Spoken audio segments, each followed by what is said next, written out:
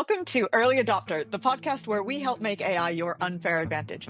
I'm Jess, marketing exec by day, AI experimenter by day, night, and basically every other waking moment in between at this point. And I'm Kyle, your resident tech guru. I've spent the last decade building data systems, products, and AI tools that solve real-world problems.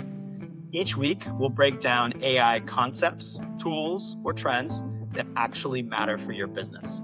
We'll explain what it is, why you should care, and how to use it without needing a computer science degree. So whether you're a small business owner, an entrepreneur, or you're just tech curious, grab your coffee, close that tab where you've been staring at ChatGPT for the past 3 weeks wondering what to do with it, and let's dive in. Just think of us as your guides through the wild, wonderful, and sometimes completely overwhelming world of AI. Welcome back to Early Adoptr, where we make AI your unfair advantage. I'm Kyle. And I'm Jess. So Kyle, how's your week been? My week has been very busy. Obviously, I'm back in London where we got to... It's been great having you here. Thank you. It's been great to be back IRL and in real life for those. Probably shouldn't be dropping, the Gen Z terminology, but it's been a busy Gen week. Z? I feel like that's for those of us who skew slightly older, but maybe. Okay. Hopefully I'm not aging myself on that one. But, was at an incredible wedding for my friend Vikas this last weekend as well.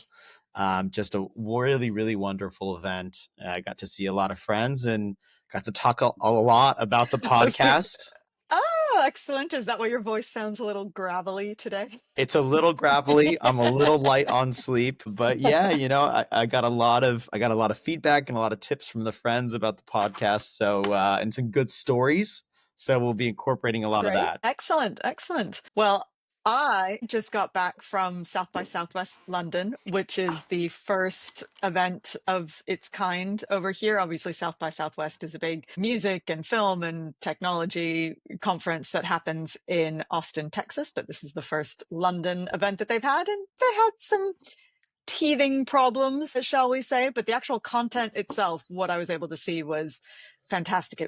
And as predicted, AI was basically every other session in some way, shape, or form. And I got to say that the conversation is completely different now than it was even 6 months ago. Like I saw a panel with someone from OpenAI, and even just the conversation around agents and things like that, those weren't conversations that we were being had at the end of last year even. So it's moving so quickly.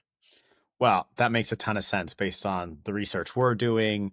Obviously, everything you read about and you're hearing about, the amount of or the volume of content that people are talking about and what they're doing is pretty overwhelming sometimes. And I think there's definitely this like tension between what's technically possible and all the things that we think we can do, and sometimes it sounds overly futuristic, versus what is really creating value. So what were people really talking about in terms of like steps and things that you can be doing now?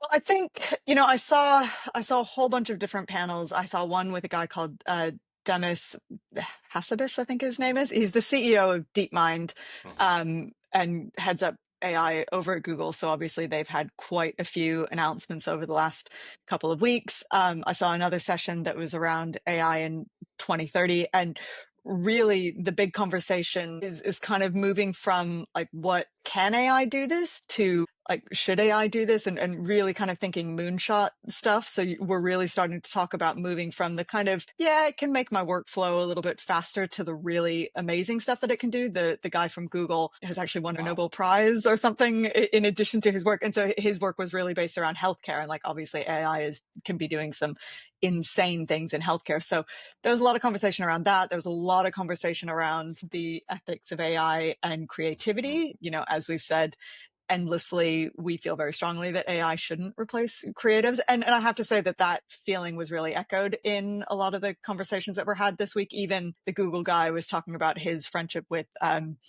Aronofsky and how he's working with Darren to help them develop some of those tools so that it really is just the tool rather than completely taking over. And there was another interesting panel I saw that was around AI in the creative spaces. And it was a guy whose brother was an assistant director. And so he kind of was working with his brother to be able to help streamline some of this one was particularly around screenwriting. And it wasn't so much the actual writing of the content, but it was around, organizing the content and being able to keep track of characters and that sort of thing. So it was just a really interesting application of these things as a tool rather than actually replacing the creative elements. So that was great to see. Yeah, and I think that should be somewhat ease some of those concerns or be somewhat liberating for creators. We're not looking to replace creativity, but use it as an amplification. And I think that's probably consistent with most industries that we're looking at. How do we amplify the people, not replace them?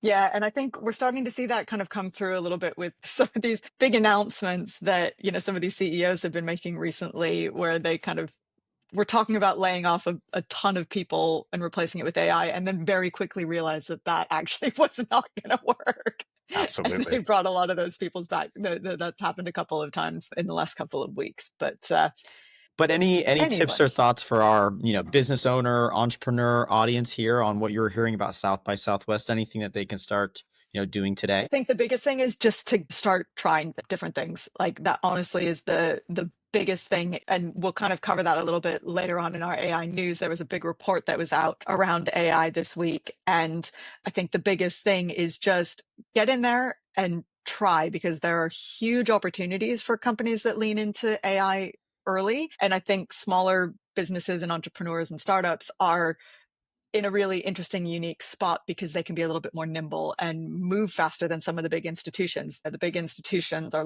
always like cargo ships, that The that cargo phrase. ship versus the speedboat problem, right? Like Yeah, exactly. turning the big cargo ship like an enterprise versus, being able to pivot in real time and be, like you're saying, adaptable and kind of quickly evolve your processes and what you're doing. Yeah, 100%. And, we do have to be realistic. There are going to be some pretty big job market changes. There's probably going to be some things, particularly in things like customer service. But for anyone that can move quickly and move faster than the big guys, you're going to be in a really interesting spot.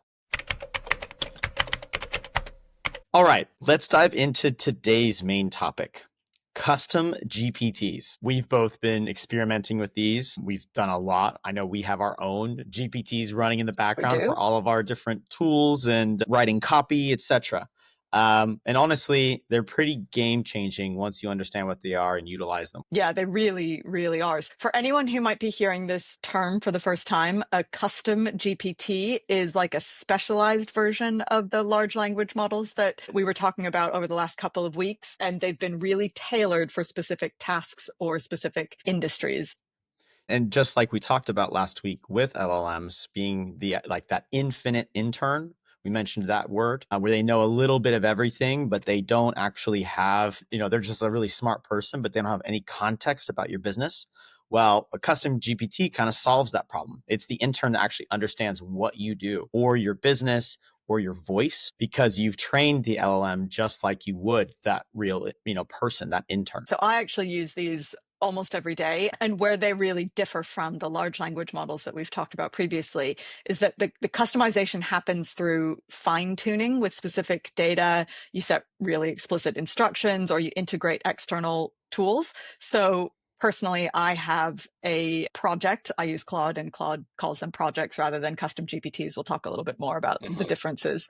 And I've given it a ton of white papers, articles around a really specific area of interest. And that way, when I ask it to write content, it always writes it in that specific context. So I'll use it to write a newsletter, and I need a little summary for LinkedIn and then a longer piece of content for the newsletter. And so it will, because I've written it in the instructions, it will give me that short version first and then the longer version. And all of that is wrapped in previous articles that I've talked about, white papers, so it can pull statistics, all those things. And it just means that I don't have to start from scratch every single time I go to write this newsletter. It kind of comes with that context pre-built in and that knowledge. And then you can also, train it on someone's voice. So I've got it trained on my colleague's voice because she's got a very specific way of talking and explaining things. So it just makes your life so much easier not having to start from scratch every time. So it is really simple to get started. But once you start to put in that context and that data, and we'll talk about integrations in a second, but once you've put in those documents in those sections of the different tools that we've talked about, that's how it starts to achieve what Jess is talking about, where the LLM can write in your voice and use your actual documents to answer questions, just like a trained team member. Yeah, and like I was saying, the consistency piece is incredibly helpful. It means that you're not constantly having to give it the context. We talked last week in the prompt engineering episode about how important context is, and constantly having to copy and paste that in or rewrite that is going to get a little tiresome. So this kind of gets around having to do that. And there are really four key features that make these custom GPTs or these projects really powerful. You've got specialization, consistency, integrations with existing systems, which we'll talk about, and then contextual awareness via RAG, or retrieval augment. God, I can't even say that. Retrieval augmentation. And Kyle, do you want to break that one down? It's a pretty technical one. Yeah, it does sound technical, but on a really high level, it's pretty straightforward. But it's really one of the most powerful things you can do. So RAG, as you mentioned, is retrieval augmented generation. And the idea is that instead of relying only on what the model was trained on, we talked about this, billions of parameters, massive data sets of everything on the internet, from Reddit to, scholarly published articles, etc. The RAG allows you to pull live information from your documents or tools, whether that's your Google Drive, your Dropbox, or a bunch of CSVs. It then uses that data that's in your repository, or goes and searches out the data that it needs, pulls that in to provide context, and kind of gives that as more information to the LLM to be a lot more specific as it's generating the response.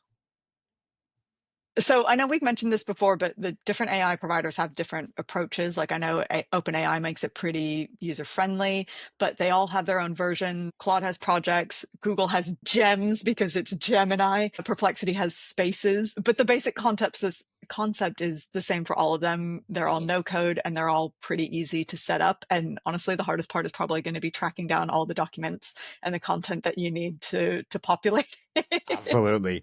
And we'll get into some of the pitfalls of, how you probably want to structure your repositories, or your folders, so that you can get the best out of it. But also keep in mind, that's a lot of data that's then sitting there in the background that you don't have to constantly be like copy pasting into your prompt. That's just always there in live that the GPT will go and reference if it thinks it's relevant. So it's kind of like a nice time saver each time. And honestly, doing this, dropping a couple PDF documents into Claude projects, things that you think will be really specific to your business, can take less than 30 minutes to set up once.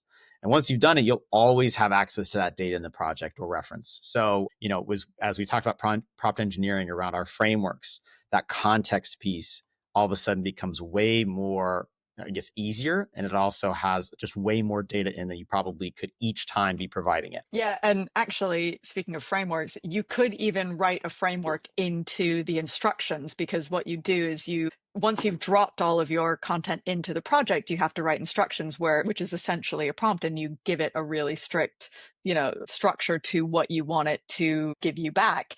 And then it's also worth mentioning that you can update the data as well. Like I actually just noticed today that Claude's increased the size of the project knowledge allowed, which means that I can put more white papers in or whatever. I was a little limited in what I could use previously. So it's just, you can constantly update it if you don't have integrations with your Google Drive or anything else. Yep, absolutely. And then, there are other options out there as well. We keep mentioning ChatGPT and Claude.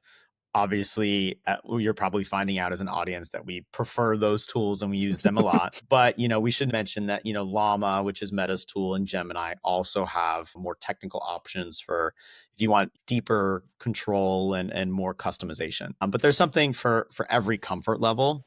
So, if someone wants to optimize their custom GPT, and trust me, the first version is never perfect. Jess, why don't you basically run us through how we should start? Yeah. So the first step is absolutely critical, and it's kind of usually where people fall down, and that is define really clear objectives. Like I was saying, it's essentially just a prompt. And so what you want to do is just make sure that when you're writing out the instructions for it, you're giving it very clear instructions to follow so that it knows what you want to get out of it. No, I learned this the hard way. Typical me, like I tried to put everything in at once, and it really was just trying to do too much. Yeah, and I think you should have separate GPTs for separate things. So, for example, I will have my newsletter writing one, but then I might have a different one for something that's a little bit more sales related. And I don't think you can do this with Claude, but with ChatGPT, they can talk to each other. So you can reference another GPT when you're asking a GPT about something. So that's a useful tip as well. But yeah, just having separate ones for different things means that you're not giving it too much to do. And then the other really important thing is, as we've always talked about, the data curation. You have to make sure that your data is high quality, it's specific to you, and you don't just upload it once and leave it, because you want to make sure that it's getting the most constant and fresh information. So as you have new information coming in, as you have new sales numbers or a new playbook or new marketing numbers, you're updating those constantly. So it's not just existing off of old data, because then it's not going to be particularly useful. This goes back to that RAG term we talked about for providing context. If your context is out of date, or if your context isn't relevant anymore, it's going to be more difficult to actually give you what the prompt needs to be successful. Absolutely. And RAG is really fantastic when you need up to date responses, because it connects to your existing database. So that's just going to be a lot easier, because you're probably putting things in your Google Drive anyway. It means you don't have that extra step of having to upload it to your GPT. You're just able to use it off of what you have. But RAG is perhaps a little bit more advanced if you don't feel like you're in a space to do an integration quite yet. Just doing a GPT and uploading that data or that white paper or whatever it is going to be perfectly fine and perfectly usable. You don't need to overcomplicate it with RAG at this point in time. You can keep it pretty simple and straightforward with just a standard project or a custom GPT. So beyond integrations, what other optimization steps should people prioritize? So like I said, setting really explicit instructions and rules is incredibly important. This is where all of our prompt engineering tips will really come in handy, because again, it's only as useful as the prompts that you give it. And that goes for instructions as well. When you're setting these things up, you do need to be very specific. With my project that I use for the newsletter, I give it a number of characters it can use. I want it to be asking questions. I have a very specific tone that I want it to use. And so all of those are included in the instructions. And then you can keep tweaking it and refining it over time. But generally, you want to make sure that it, for me, I want it answering within the context of the wider knowledge. So I say that it should do that. So just being very specific and using the tips that we gave in the prompt engineering will really help with the instructions and getting it up and running. Absolutely. I think the testing and iteration piece is so important. I'm constantly iterating on my GPTs, whether that's if I don't have a live integration, I'm updating it with more of what I've written so that it can properly capture my tone of voice. Because also keep in mind, our tone and our style changes a little bit. So as we write or become a little, more knowledgeable about something, that might update like how we talk about it, and your tone of voice should be up to date with you. So if you're doing it for copywriting, it's super important. Or if you're using it for like business and financial analysis, obviously, you want to continually iterate, evolve, and test. Yeah, as we say, always be iterating. I know you loved that. You love that principle. I love that. Always. AVI. AVI. So your first version's never going to be perfect. And, just keep refining, updating the data, and then just testing it on your tasks. And it's going to keep getting better over time. Yeah. And if you're connecting it to tools like Google Drive, we kind of mentioned this, but make sure your folders are clean and well labeled and a pretty decent structure. Classic garbage in, garbage out. Context only works if the inputs are really high quality. And also keep in mind, needle in a haystack. Sometimes you don't want to throw the whole kitchen sink at it. So you do want to be a little bit curated in what you're providing in there. Although with RAG, it will be able to find the information you want, but you don't want to just throw every single sales playbook that's ever existed in the world if you're trying to run a sales process. No. And as always, monitor for hallucinations, always double check it. It will never be perfect. You should always make sure that you are double checking the data that comes out of it, because it's good practice, but also you want to make sure that what you're using is correct. Yeah, and that's where I think for business owners and entrepreneurs, this integration is probably the make or break factor. If it plays well with your existing tools, it's going to feel a lot more relevant, and it's going to be an ever-changing, evolving system with you. Yeah, absolutely. And you can make sure that it's connected to all of your different platforms. So whether you've got a customer support platform or you've got a CRM or whatever makes sense for workflow integrations, and the goal is to make it feel natural and not like it's another thing for you or for your team to learn. We'll do a whole separate session on workflows because that's something I personally really love to dig into, and that's kind of a standalone thing, I think, Yeah, for today. I think that CRM piece is huge. I mean, ChatGPT just announced that they would connect to HubSpot. So you can effectively connect your HubSpot account to ChatGPT and use it to start querying on all of your customer information, which is massive. That was something you had Amazing. to Yeah. build custom before. So I assume based on the evolution of ChatGPT and its integrations, we'll continue to start seeing it connect to more and more tools. And one last thing, as that I think that brings up a really important point, which is don't forget about privacy and security. So if you are dealing with sensitive customer data or you're working in a regulated industry, make sure you understand what data your custom GPT has access to, and also like who can see the results. So governance around what's there, and this is where you probably need to read the terms and conditions of ChatGPT in terms of whether they can train on that data or not, depending on the service you have.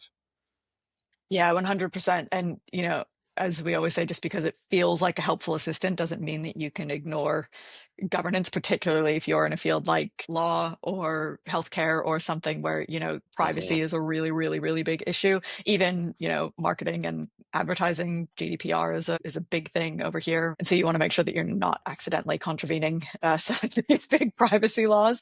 So, make sure you monitor who can access them, review the integrations, don't give it any training data that you wouldn't share with a contractor or an employee. They all have different levels of shareability. So a custom GPT can be made completely public. So you want to make sure that you don't accidentally make something completely public. Claude doesn't have that. You can share it with, other employees or specific people, but it's not going to, accidentally expose your data to the world.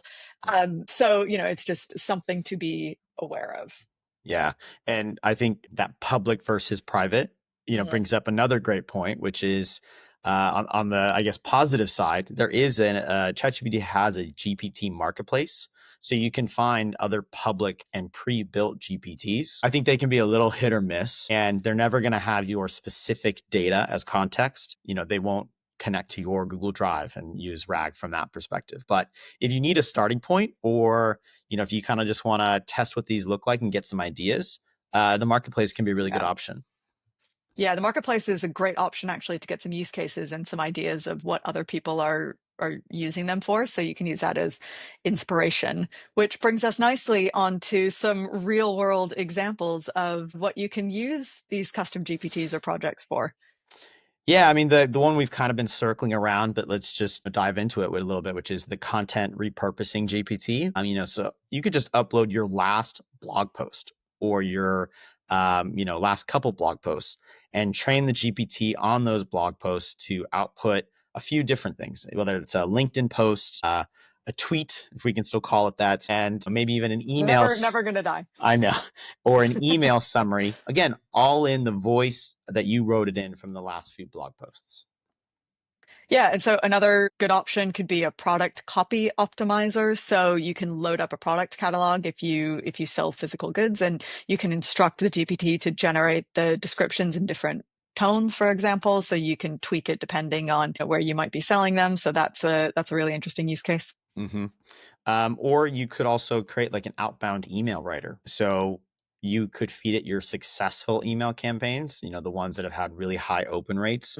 So just take those successful email campaigns and then, set clear formatting rules around the subject line, the hook, the call to action, and then all of your new campaigns can be drafted off the successful ones using the same kind of wording and verbiage. It's then going forward, it's going to be really just easy to ask it for this email campaign that's on brand in your voice and for maybe a reason you don't even know was quite successful. Yeah. So we've got a couple more examples, and I want to make it really clear that we are going to Reddit for some of these examples in the interest of full transparency. Obviously, we are wanting to build a community around Early Adopter, and we'd love to hear your stories and your use cases. But in the meantime, the good people of Reddit are often a great resource for real world use cases because someone on Reddit has done everything at some point in time. If you ever need anything, it's the place to go. So we've got a couple interesting examples that we pulled from there. We're not the first group of people to pull, No. information from Reddit. I think the most egregious example is the BuzzFeeds, right? Where they're just like, hey, here's what 20 people said on Reddit about this thing. Like zero that was shame. Just lazy writing. That's AI generated content. Yeah, exactly. But which one is? Yeah, I'll talk about this second one here, which I really liked, which was this. I uploaded my organization strategic plan, equity goals, and various other planning and forecasting documents. Then I outlined things like leadership, decision-making, communication styles, and other relevant tidbits about, their bosses. Gave it relevant facts about the industries, regulations, market environment. And so now when they have ideas or proposals they want to share with management, they propose them to the AI and ask it to evaluate given the parameters and what is going on in the industry. So, I mean, that's just really interesting, market and competitive intelligence research that this person's doing. And also, I'm sure in the instructions are asking it to be, weigh the pros and cons and to kind of provide that balance like we talked about in the prompt engineering to really assess whether what they're doing is potentially beneficial. Yeah, and then the one that I really loved, because I've just been in the depths of website design, which is, if you are not a designer, a very difficult thing to do. Someone on Reddit made one that writes complete WordPress plugins. And if you know anything about WordPress, it is not a particularly easy platform to learn or use. So essentially this person's GPT writes a development plan, and then it writes the code, and then it creates the zip file so that the plugin can be installed and activated right away. And they're not perfect, but they're pretty good. I have to say that there was a tool that I used recently, and it does essentially that. I think it was Manus AI. The image generation one, and it also did a pretty good job with that. So this is just it's a nice workaround because, web design is really difficult if you are not a web designer or developer. And then obviously, we've talked a lot about custom GPTs. We've talked a lot about Claude's projects. Those are not the only ones. We've got Gemini's gems and, other brilliantly named things. So that is a great name. I actually do love that it does. name. So do I, but I don't think I'd be able to say it with a straight face. So what we'll do is we'll pull together a little table of the different ones, and we'll put that up on our LinkedIn. So make sure you come and follow us on LinkedIn. We are Early Adopter without the E in Adopter. And we'll have those live so you can see the differences between all of the various platforms. Yeah, and I think, when we kind of looked at it, to be, brutally honest, there's not much differentiation between them.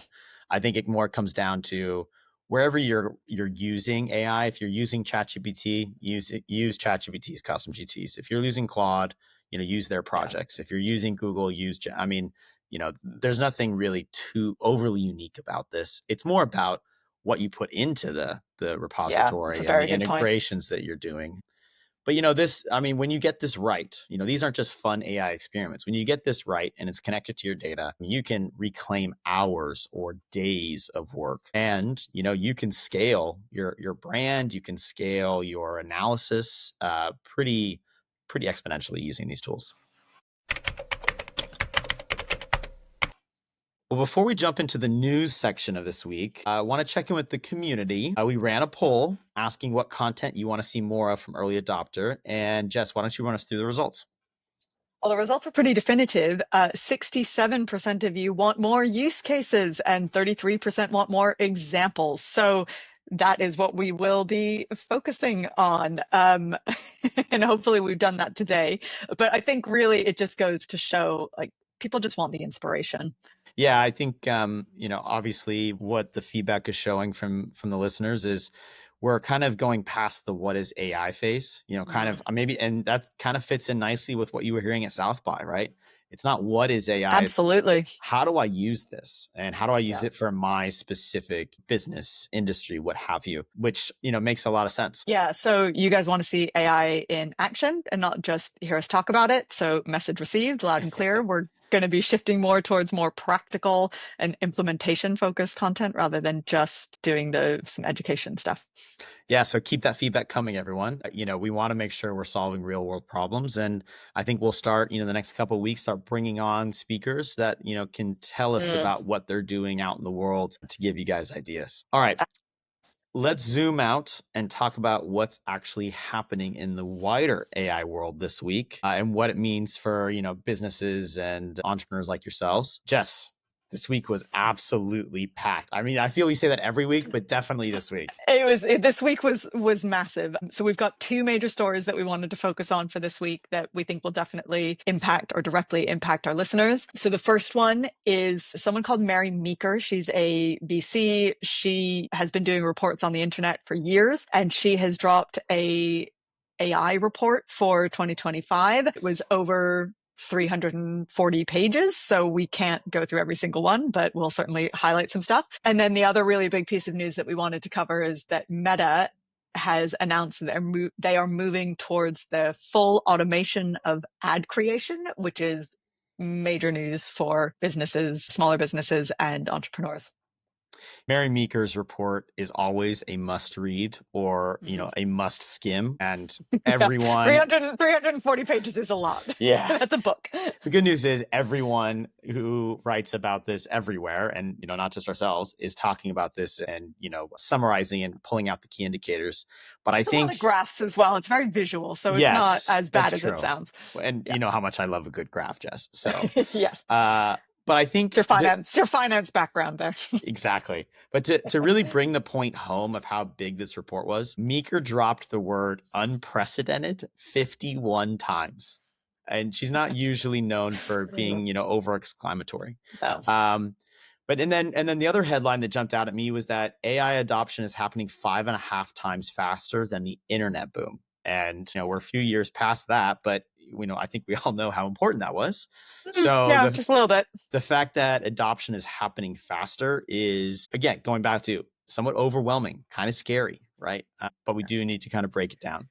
And then also, I think what's the other real important bit is adoption, the revenue from this and the infrastructure investment is also all accelerating faster than mobile, cloud, and, desktop internet. So why this matters? I mean, this is obviously a massive paradigm shift. It's not just incremental change like some of the changes in the past, like the internet. It's really redefining speed to market and consumer expectations. This cycle is much faster. I think people feel it, that this is a lot faster and more overwhelming than some of the other ones have been in the past. Yeah, absolutely. But I think here's what's different this time versus the internet. We always talk about we're in the new version of 1994. But what's different this time around is that the democratization is immediate. We've talked about this quite a lot, but the AI tools that cost billions to develop, are available to anyone for $20 a month and subscriptions. And there's no massive capital requirement like previous tech revolutions. That's massive. I think you're spot on. It levels the playing field right away. Usually it takes quite a bit of time for, the adoption curve and kind of that cycle to get to small businesses or, startups, whatever it may be. But now, a solo entrepreneur can access the same AI capabilities as a Fortune 500 company. That's pretty wild in terms of all other kind of adoption curves and cycles as we've seen in the past.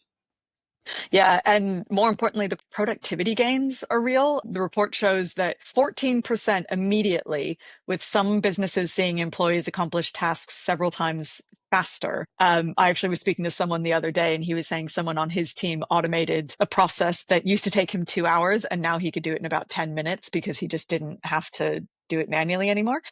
But then also what really caught my eye in the report was the cost revolution. I couldn't believe it, honestly. So the inference costs, what LLMs are doing, dropped 99.7% in 2 years. But it's what's making new business models possible. Services that couldn't be profitable before suddenly make a lot of sense. Yeah, and we're really starting to see consumer behavior shifting to match. So 800 million people using AI weekly, 800 million is just a mind-boggling number. But I think something that the report flags that is very important to mention is that your customers are going to start expecting AI enhanced experiences, and they'll only get better over time. I know, we've all used a chat bot on a website for customer support and it's not very good.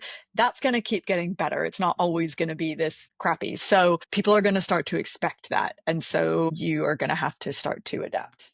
Just to give an example of like that, now people expect 2-day shipping because Amazon provided everyone with 2-day shipping. That's a great example. Right. That's a great example. And so now if you're a small business and you don't provide 2-day shipping, sometimes that's seen as a friction for the consumer. I also think, if we talk about consumer experience, the accessibility piece is really important here. Before, previous technologies rolled out slowly across markets. Typically, if it started English speaking, it maybe was difficult to translate. Now AI works in multiple languages natively from day one. So that global accessibility piece is, easy from day one. Yeah, because that really means that anyone can serve a global market immediately. We were talking about it the other week with Google's I/O announcements. They now have real-time translation in Google Meet. Like, that's game changing if you want to work on a global scale rather than just English-speaking territories. Yeah. Go ahead.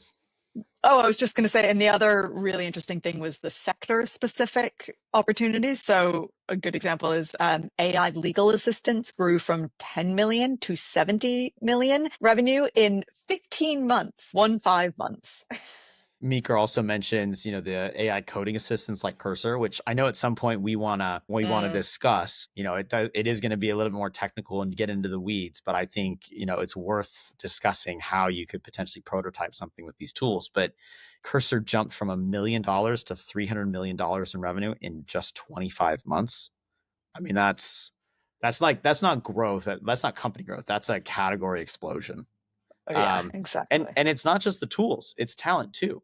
So the report shows that AI-related job postings are up 448% since 2018, whereas traditional IT roles have actually dropped by 9%. So we're not just seeing a tech shift, we're watching the workforce also rewire in real time. And that's going to have a massive knock-on effect on how companies hire, how you structure teams, and then how those teams deliver work.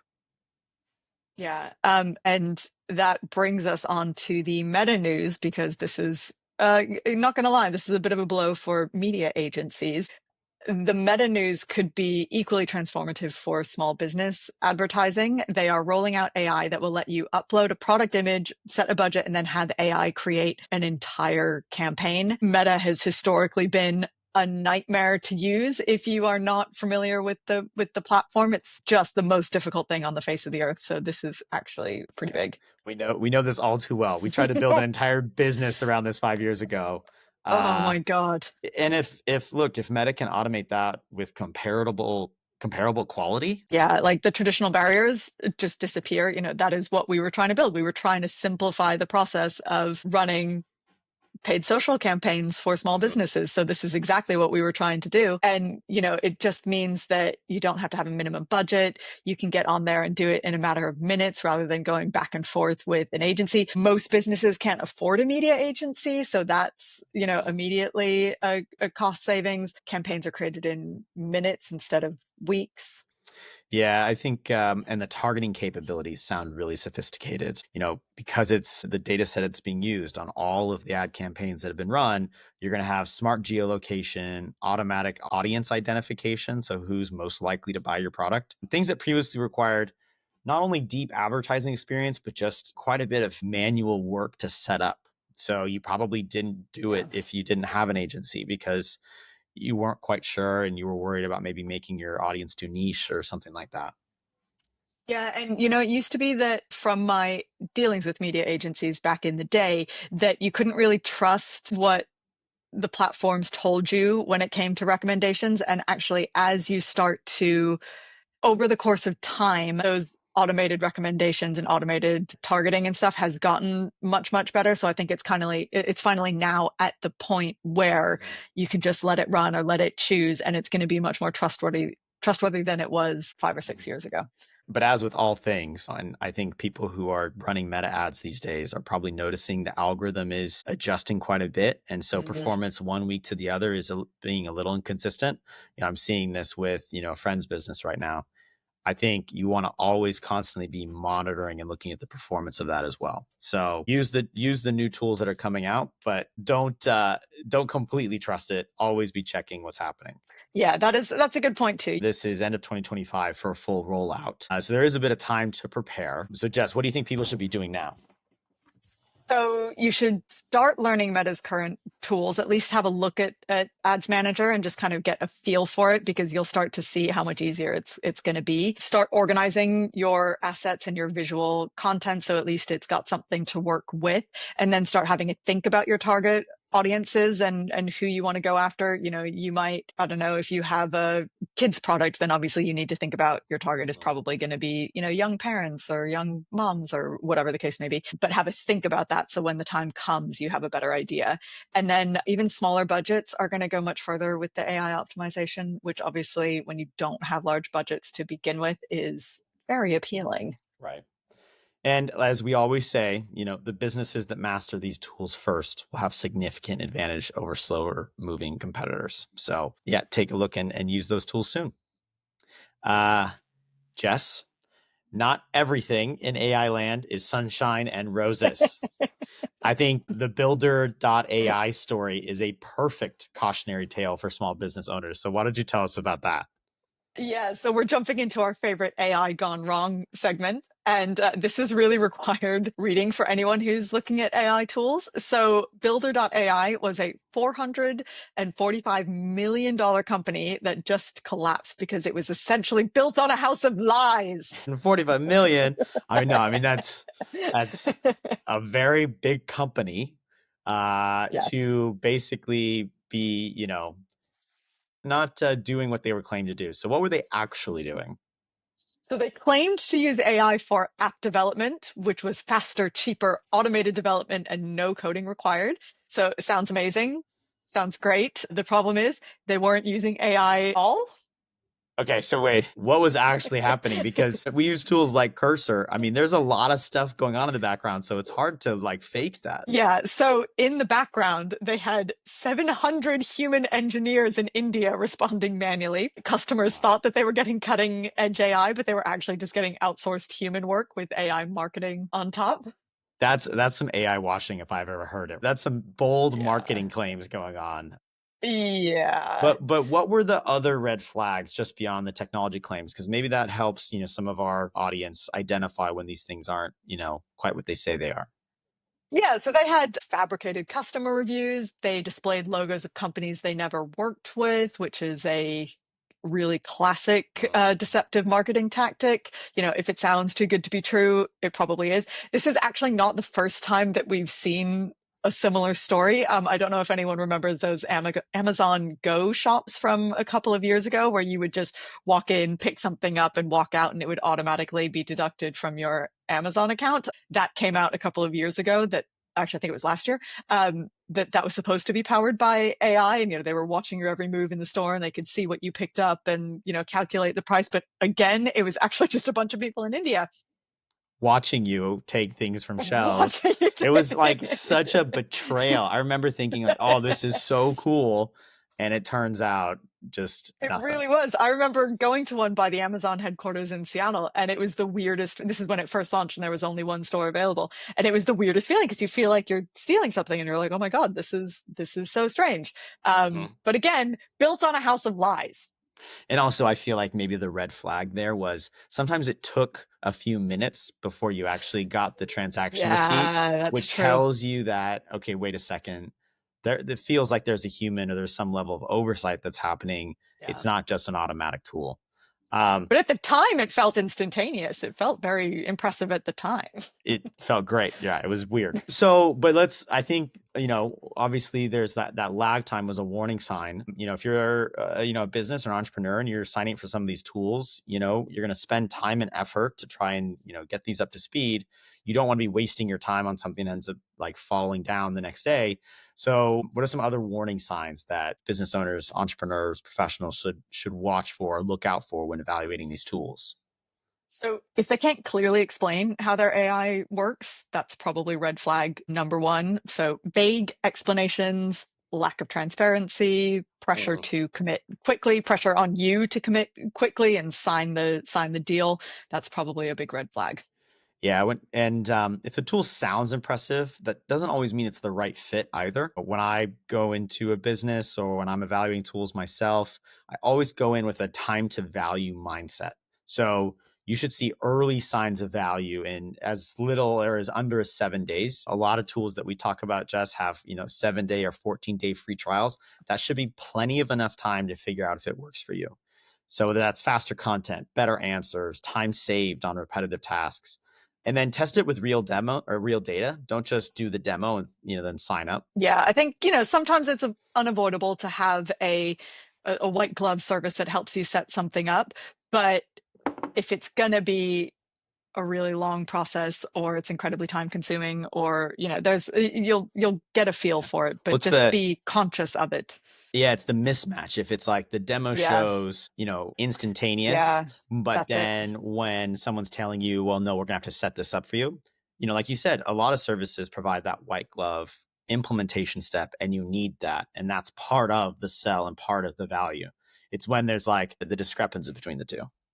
Yeah, exactly. That's a good way to put it. And it also speaks to a broader problem. Like a lot of the time when you're purchasing these things, you really feel the pressure. And especially when it comes to AI, they just slap an AI label on it and you feel that pressure to commit because you know that you should be using AI and you need to adopt it. But that actually leads to poor decision making and you kind of sign up for something that maybe isn't quite the right fit. And the FOMO is real. I mean, that's why effectively we're here, right? The FOMO is real and it can be dangerous. Even legitimate AI tools require human oversight. We talk about it's an amplifier, not necessarily a replacement. There's no silver bullet, right? Yeah, due diligence is really critical. Test it thoroughly, ask really specific questions, check references and see if you can, talk to existing customers. That's a really useful one. Yeah, and avoid large upfront payments. Most of the tools, the legitimate AI tools, offer monthly subscriptions and trials. So solo entrepreneurs are really vulnerable in these sorts of situations because you've got limited resources and you really can't afford expensive mistakes. So if you stick with proven tools from established companies, then that's probably your. Yeah, so take a trust but verify approach. Don't let FOMO drive poor decisions. Thoughtfully integrate your proven tools rather than, chasing every shiny new platform. Yeah, I think the basics are true no matter what tool you're using. And so things like garbage in, garbage out, data quality, prompt engineering, all that sort of stuff is going to be really relevant no matter what tool you're using. So you have to make sure that your basics and the foundations are really solid. And then the businesses that succeed are going to be those that move fast, but smart and not just fast. Yep. All right, let's give our listeners some immediate action items. Based on everything we've covered today, what can someone start doing this week? So we've got a couple quick wins. First of all, if you're not experimenting with custom GPTs or with projects or whatever tool you would prefer to use, pick one repetitive task and try building a really simple one. Because even if you save 30 minutes a week, that adds up really quickly. Yeah. And honestly, the OpenAI ChatGPT interface is user-friendly enough to kind of walk you through the steps that I am confident everyone listening can get something basic working 30 minutes or under an hour at least. Yeah. And then our second quick win is start preparing for Meta's AI ad tools if you're going to be running ads. So organize your product photos, write down who your ideal customer is. And then if you're not running Facebook or Instagram ads yet, you can set up a really basic campaign to kind of learn the platform. And then if you struggle with it, you can see how much easier it's going to be using AI at the start of next year. Always smart to get familiar with the current tools before trying to, upgrade with AI. And I'm going to add a bonus one, which is join the community or join AI communities. The learning curve is going to be much easier when you're not doing it alone. And it's kind of an inherent review system to understand what's working and what isn't. Yeah. And of course, we are building our own community. So make sure to keep an eye out for that as we get it up and running. But in the meantime, the OpenAI community forum is really great for custom GPTs. LinkedIn has quite a lot of groups that are really useful. There's a bunch of people out there on TikTok and Instagram that do AI tutorials and stuff. YouTube, obviously. So just keep an eye out for those sorts of things, but obviously prioritize ours first because we're going to be the best. Of course, absolutely. Of course, obviously. All right, well, let's wrap this up. Next week, we'll be looking at how to use deep research, and we'll be recapping London Tech Week, which we're going to go to starting tomorrow. Right. Starting tomorrow. And then based on your poll feedback, we're going to be focusing more on real world examples. So as always, if you've implemented AI in your business or you have any specific challenges, reach out to us. We'd love to help and talk it through with you. Yeah, if you're getting value from Early Adoptr, please take 30 seconds to leave a review on either Apple Podcasts or Spotify, wherever you're listening. Those reviews will help us get found by other entrepreneurs and business owners, and so we can continue to grow that community. Yeah, seriously, reviews make a really big difference. And even, a quick star rating helps us reach people who could benefit from the podcast. And also don't forget to subscribe so you don't miss episodes as they come out. We come out on a Wednesday, but obviously we're starting to get a little library of content now. So we want to make sure that you aren't missing any of them. And, the AI landscape moves so quickly that staying current is really important for maintaining a competitive advantage. I'm looking at you, fam and friends, having to, post the new episode every week in the family chat. You just got to subscribe. Exactly. That'll make everyone's life so much easier. Way easier. And then links to the Mary Meeker report, the meta advertising news, and some custom GPT resources will be in our show notes. So if you follow us on LinkedIn and our other socials, we get up running the next few days, you'll be able to, get all of that. But until next week, keep experimenting and always stay curious. Thanks for listening to Early Adoptr, where we help make AI your unfair advantage. I'm Jess. And I'm Kyle. We'll see you next week for deep research. Bye. Bye.